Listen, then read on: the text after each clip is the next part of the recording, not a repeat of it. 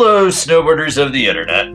I'm your host, Avran LeFeber, and unfortunately, my co-host couldn't be here today. I don't know if he got the Rona or what. Maybe he got the runs, but he's not here, which probably means I'm a lot safer. This is episode 6 of the Angrysnowboarder show. We've now done this for 2 weeks, and we're probably going to have to do it for 3 more. It's fucking nuts out here, people. Stay the fuck at home. Seriously, why the fuck are you tourists still thinking that it's magical to run away to the mountains and you're going to be safer? We have less resources than the burbs. What the fuck? And all you're doing is just, extending them far beyond worse than they already are. Stay the fuck at home, you dumb motherfuckers. Fuck you. Yes, you, right there. I know one of you is watching this going, oh, I'll be fine. Yeah, fuck you. Fuck you. I hope you get rectal cancer. Now, some of you are wondering why the snowboarding super chat wheel of misfortunes out here. That's because I wanted to inform you that tomorrow, Friday, I think it's the 9th, might be the 10th. I don't fucking know anymore because one day just bleeds into the other, living Groundhog's Day. We will be donating all super chats from our live stream to the Snowboarding Community Fund to help fund freelancers, park crew guys, videographers, the people that make the content that we like that probably aren't going to get any unemployment or benefits. These are the guys that are going to get the shaft. I'm probably in that list, but hey, I'm still making content and people are still supporting and people are still watching, so fuck it. I'm going to donate to this fund. Why? Because I believe in it. So thank you, Nitro Snowboards, for doing that. And thank you for any of you that tuned in for Wednesday's live stream. I'm sorry the technical difficulties got to us, but clearly my internet connection got a case of the Ronas.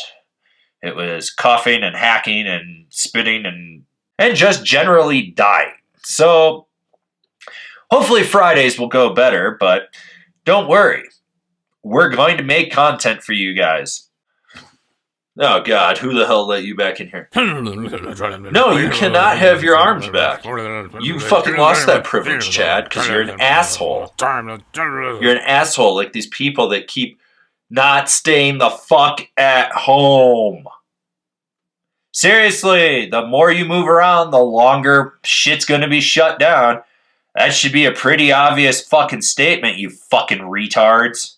Anyways, to help all you snowboarders of the internet, we're going to open up our phone line to you. That's right. If you want to call the Angry line, you can dial in, leave a voicemail, send a text message if you want, maybe even get featured on the show. The phone number is 970-329-2012. That's right, 970-329-2012. How the fuck are you going to call in? You got no hands to dial with, bitch. Yeah, you suck. And now we go to Randy with today's stretches and workouts. No, you can't have any of his Zima. You lost that privilege too. Thanks, Kevin. Stretching is a very important thing before you work out. So for this exercise, I'm going to show you guys some very simple Randy, workout guide stretches. This is stuff that I do before I get physical, much like Olivia Newton-John. God, she is a goddess, isn't she? Now, for this next stretch, I gotta warn all you ladies and gentlemen. You're gonna be jamming in with your clam in, ladies, and you're not rocking out with your cock out, guys. This gets a little vulgar, and, I'm trying to make sure my twigs and berries don't fall out, so I'm really sorry if you see my twigs and berries. Anyways, what you're gonna do, spread your legs like this. Got that? See the bottom of my feetsies over there, alright? Now, when you do that, you're gonna reach out with both arms and touch both your toes and pull back towards you. Alright, you feel that? You're going to feel it under the back of your calves and the back of your legs, as well as in your back, too. Your lower back's getting a little stretch here. Nothing wrong with that, just, you don't really want to do this exercise around a schoolyard, otherwise you get put on a list and you're not allowed within 250 feet of an ice cream truck. And I miss getting ice cream from the ice cream truck. Mainly because he was also my meth dealer. He had trucker speed. But yeah. So you want to do this for a 10 count, which is 8 plus 2, remember that, 3 times, which is these 3 fingers between your pinky, and your thumb. So it's these 3. So you're going to do that. So that's a total of 30 times. You got that? 30. Which is about the average age of the women I pick up at the bar that are single moms. Goddamn, gotta bless single moms. You know they put out. Single dads, too. Every now and then you gotta go for any port in a storm. Anyways. Stretch. Got that. Good. Well, it's good to know Randy's off the trucker speed right now, which means he's a little more lucid. Hopefully you guys learned something from that workout, or stretch, or whatever the fuck it was. And now we take a call from VIP member David Gillander.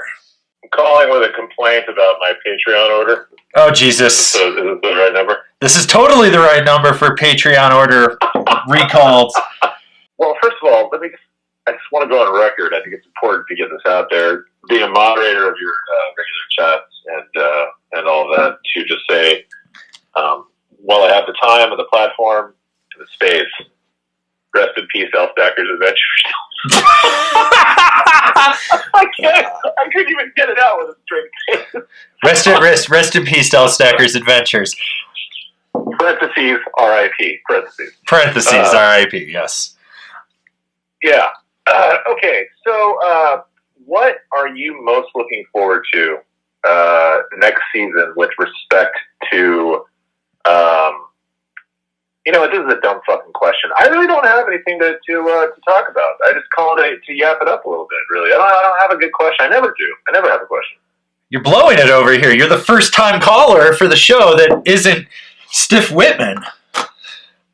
Let's talk about that. Who the fuck is this Whitman dude? I don't know. I don't even know how he got the fucking number. I have no idea how he got the fucking number. Like, really? Yeah, straight up. I registered that and he fucking got it. He got it super fast. So weird. Dude, super fun. So fucking creepy. All I know is, like, my wife and kids were in the room. They were in my office while I was like working and listening, or like moderating or whatever, and they heard the call and they were like, what is it my dad and my husband is into? Like, what is he listening to? I was like, yeah, man, I don't know what the hell's going on. This isn't what usually happens on the Angrysnowboarder, but it's what's happening today.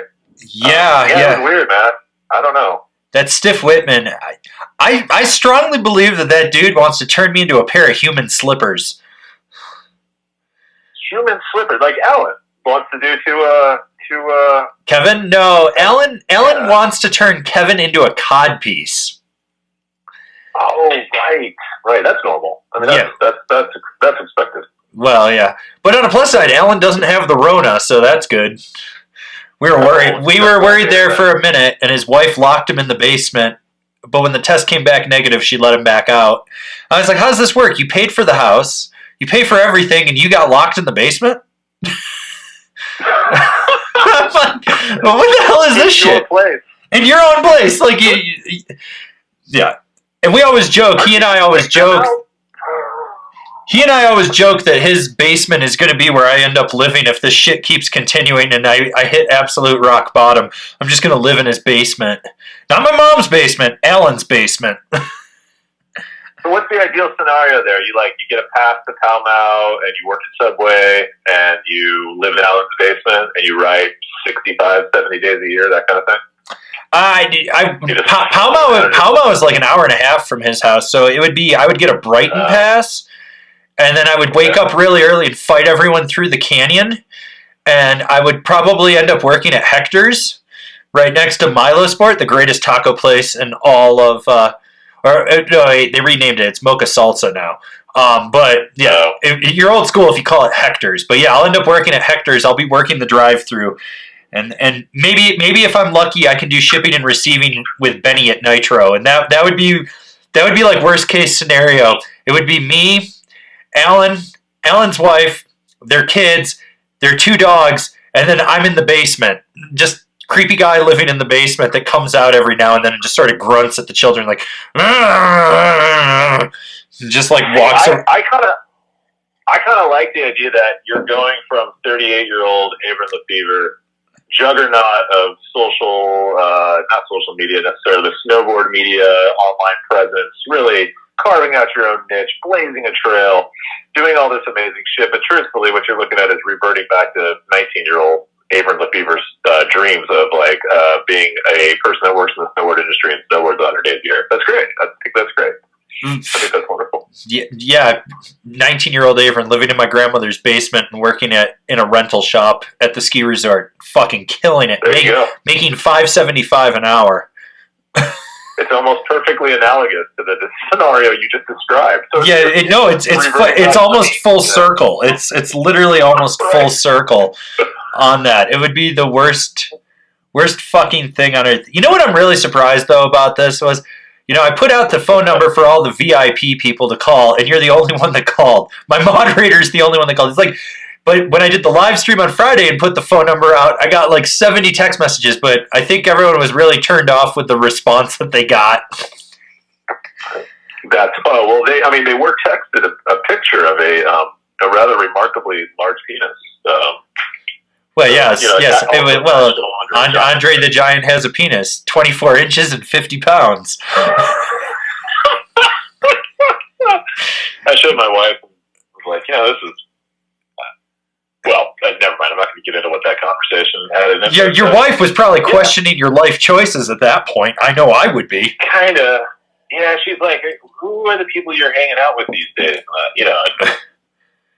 Hey, but on a plus side, I did send your kid stickers for his birthday. And he was beyond ecstatic about those stickers, especially the patch, dude. He got an Angrysnowboarder patch. I don't even have a fucking patch, and I'm a moderator. What the hell's going on here? But he got a patch. He's the only one with a patch. That is rarefied air there, my friend.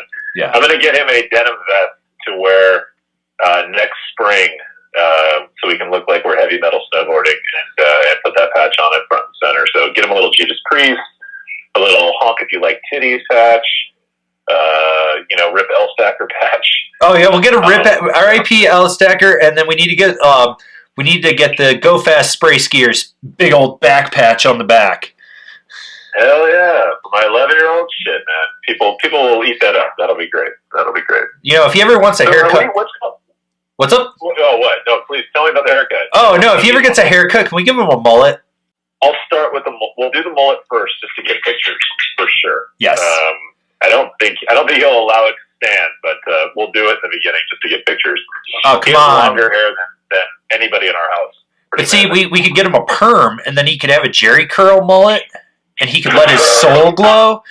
And I mean, it would be fucking great. We'll get him an Oakland Raiders hat, and he'll have this Jerry curl mullet, and we could just get him listening to NWA on repeat. It'd be fucking great. That'd be kind of cool. I think that's who I wanted to be in 8th grade, actually. I think that's almost what you've described was actually my goal in 8th grade was to become that person, but it didn't work out, unfortunately. Yeah, I actually ended up living in my grandma's basement, working at a rental shop for $5.75 an hour. Yeah, wow. I didn't get to do that either. Yeah, well, not everyone can live the dream like I did. I mean, it is a dream you're living. What are you up to today? There, what's going on in Colorado? How's Breckenridge? There's tourists here. There's fucking tourists. People are still I don't know. They're fucking lurking around town. I had to take recycling to the recycling center, and then I decided, well, there's no police, so I can do whatever I want. So I decided to drive 90 miles an hour up one of the roads and just rip the gears on the Volvo. And there was fucking out-of-state plates everywhere, and they were taking tourist photos. And, fuck those people. I don't know. So there's tourists that... Yeah, it's like 50 degrees, sunny blue skies. I think we got a storm coming in sometime next week, but that probably won't deliver anything. And yeah, just editing videos and whatnot. So that's kind of everything that's going on out here. Well, Mr. LeFeber, I appreciate your time. I thought as a VIP member I would call and see how everything's going. I'm concerned about this Whitman character. I'm concerned about a lot of things, really. I'm concerned about the tourists in your town. I look forward to moderating your next session. And I just want to say RIP to L Stacker, in parentheses, rest in peace, close parentheses. I got it out without laughing this time. I just want to say all the vloggers should just stop doing what they do. It's bad. It's real bad. Support the snowboard industry. Go buy stuff at your local shop. Be the stimulus package I know you can be. Be the change in the world you want to be. I don't know what the fuck I'm saying now. Goodbye. Nice All right. talking to you. See ya. Well, that's what you get when you call into the angry line. And now we go to something a little bit lighter. Pick your snowboarder.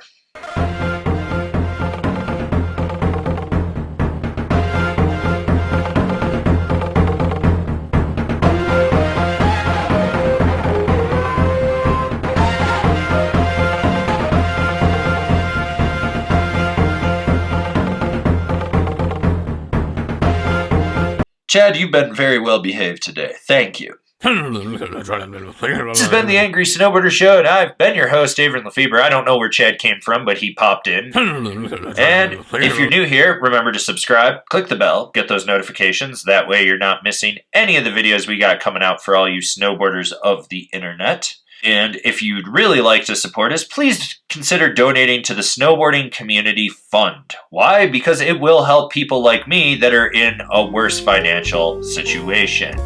As always, we've been your hosts, and we'll see you in another video.